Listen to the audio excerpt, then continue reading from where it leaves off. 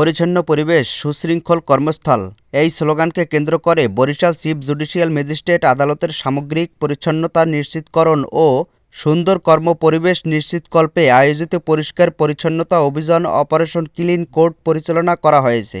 23শে November শনিবার সকাল 10টা 30 মিনিটে বরিশাল সিজিএম কোর্টের আয়োজনে চিফ জুডিশিয়াল ম্যাজিস্ট্রেট আদালত ভবন ও প্রাঙ্গণে এই পরিষ্কার পরিচ্ছন্নতা অভিযান পরিচালনা করা হয়।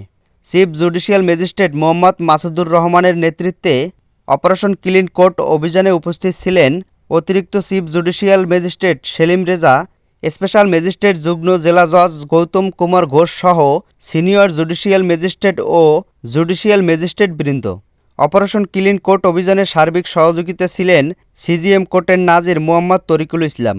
এছাড়াও উক্ত অভিযানে উপস্থিত ছিলেন চিফ জুডিশিয়াল ম্যাজিস্ট্রেট আদালতের সহায়ক কর্মকর্তা ও কর্মচারীগণ এবং প্রিন্ট মিডিয়ার সাংবাদিকবৃন্দ।